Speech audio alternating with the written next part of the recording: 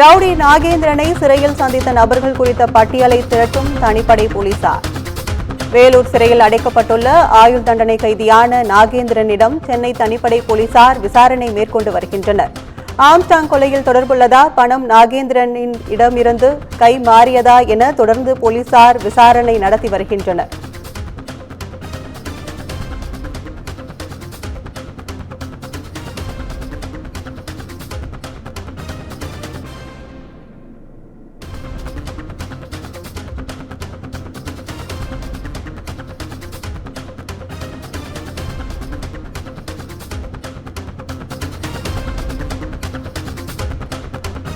Rowdy நாகேந்திரனை சிறையில் சந்தித்தவர்கள் யார் என்று போலீசார் விசாரணை மேற்கொண்டு வருகின்றனர். கூடுதல் விவரங்களை செய்தியாளர் சுப்பிரமணியன் வழங்க கேட்கலாம். சுப்பிரமணியன், கூடுதல் விவரங்கள்.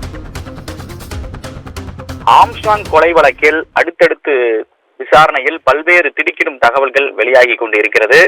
நேற்று ரவுடி நாகேந்திரனுடைய மகன் அஸ்வத்தாமனை ஆம்ஸ்டாங் கொலை வழக்கில் போலீசார் கைது செய்தார்கள். நீதிமன்றத்தில் ஆஜர்படுத்தப்பட்டு சிறையிலும் அடைக்கப்பட்டிருக்கிறார். இந்த நிலையில் இந்த ஆம்ஸ்டாங் கொலை வழக்கில் ரவுடி அதிகம் எழுந்திருக்கிறது.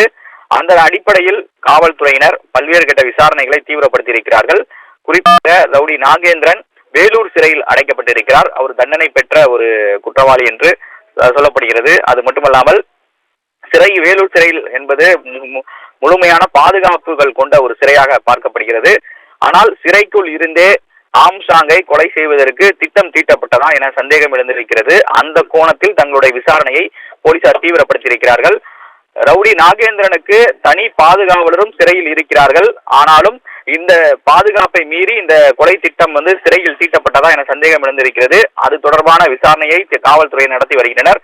இதற்காக வேலூர் சிறைக்குள் கடந்த 1 வருடங்களாக ரவுடி நாகேந்திரனை சந்தித்தது யார் என்ற பல்வேறு ஆவணங்களை சிறைத்துறை நிர்வாகத்திடமிருந்து காவல்துறையை பெற்றிருப்பதாக தகவல்கள் தெரிய வந்திருக்கிறது. அது மட்டுமல்லாமல் பரோலில் எத்தனை முறை அவர் வெளியே வந்திருக்கிறார், வெளியே வந்தவுடன் யாரையெல்லாம் சந்தித்திருக்கிறார் என்ற தகவல்களை சேகரிக்கக்கூடிய பணியில் போலீசார் தற்போது ஈடுபட்டுக் கொண்டிருக்கிறார்கள். அது மட்டுமல்லாமல் சிறைக்குள் இருந்து செல்போனில் வீடியோ கால் யாரிடமெல்லாம் பேசியிருக்கிறார், அவர் வைத்திருக்கக்கூடிய செல்போன் எண்கள் தொடர்பான விவரங்களை சேகரிக்கக்கூடிய பணியிலும் காவல்துறையினர் தற்போது தீவிரமாக ஈடுபட்டுக் கொண்டிருக்கிறார்கள்.